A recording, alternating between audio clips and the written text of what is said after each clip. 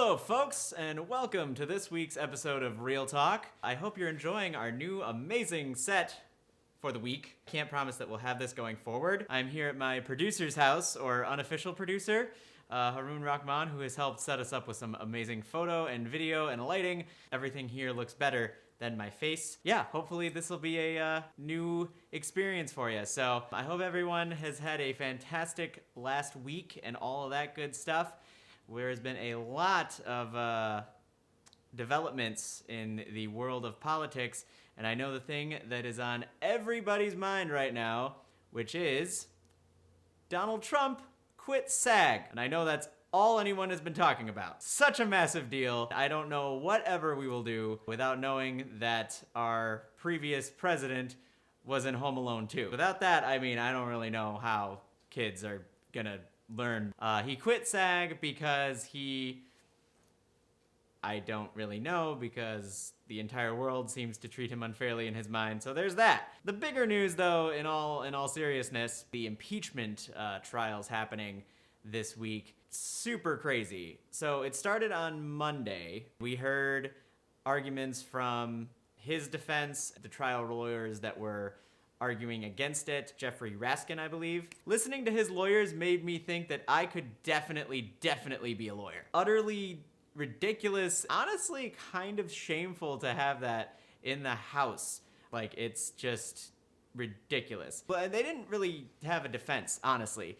It was more so just trying to get people to feel bad for this narcissistic tantruming child. They were basically trying to rewrite history and saying things that didn't happen. It was just craziness. Jeffrey Raskin, when he started at the beginning of the week, basically was saying is, if we allow the insurrection to go unchecked, then there's nothing from stopping it from happening again. And what does it tell future would-be wannabe dictators about repercussions of having an insurrection that you incited? All the people with reason in the room, that was their argument. We all have eyes, we all have ears, we saw and we heard what happened. The defense, or the committee against Trump, was showing video that they had put together that showed protesters. People think it's a little bit crazy or over the line to say terrorists, and it showed really how close they got, almost accomplishing what they wanted to. That was terrifying to see. And there was a video, I believe, where Mitt Romney was coming out of his office or off the floor. Capitol policeman, who has now been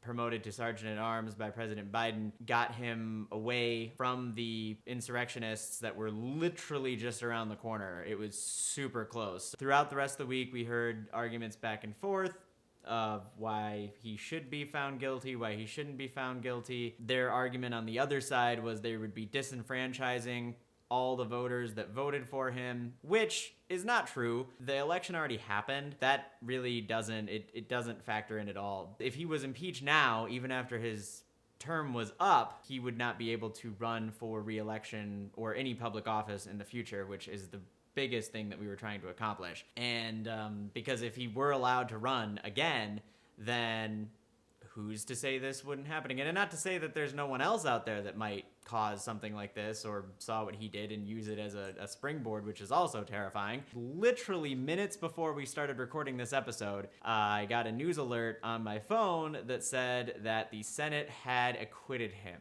I don't know the actual numbers of who voted which way, and I would imagine that pretty much all of the Democrats voted to find him guilty and convict him. I know a few of the GOP members also did. Obviously not enough of them, so he was acquitted a second time. I know it gets tiring to hear, like, don't lose hope, all that kind of stuff.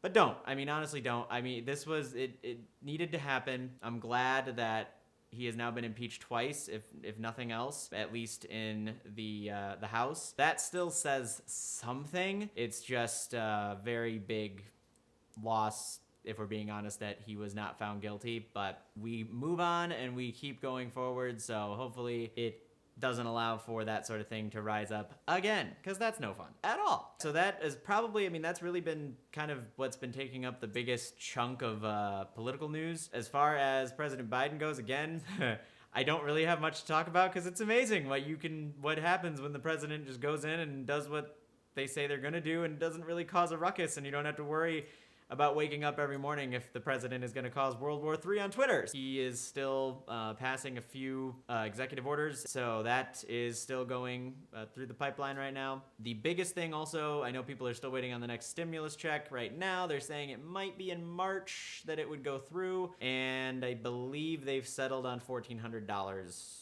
If I'm not mistaken. Hopefully comes sooner rather than later because people definitely need that. Apart from political news, I know I've been talking about it the last few weeks, but the Zack Snyder cut of Justice League, it is coming very, very soon. We are going to get a trailer on Valentine's Day tomorrow. Also, happy Valentine's Day to everybody. Buy all the discount candy, because that's what you do on Valentine's Day, right? You're not supposed to be one of those people, or the people who say Valentine's Day is like commercialized holiday, but it really is.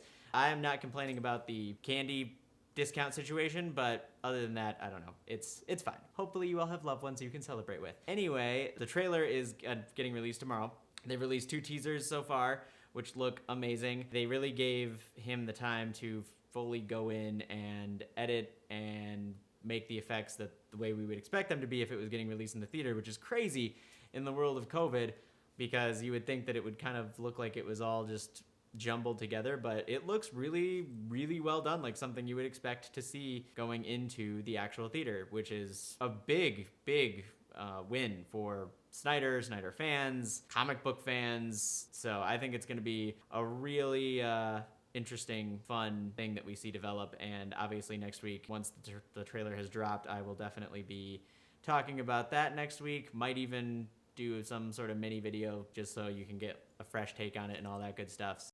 Other than that, again, there hasn't really been much happening politically other than the impeachment, which now we just learned today he has been acquitted. So people without a spine and the backbone there in the Senate and the House, there will be repercussions next time voting rolls around, because we got the midterms coming in 2022. We can change them out for some people who actually know what they're doing. I don't really have anything else for you this week on Real Talk, or as my producer has so lovingly started calling it, yet another show with a white person talking about politics, because we all know we need more of that. Because obviously that means I know what I'm talking about, which I maybe do sometimes. I hope you all have a wonderful next week here. And like I said, we might be doing a bit of a special video for the Zack Snyder trailer. If not, it'll definitely be a very big talking point next week. Please, as we always say, go on in the spirit of peace and love and acceptance, and just love your neighbor and your family and everybody, because that's all we really can do. Till the next one, we'll see you later. Real Talk out.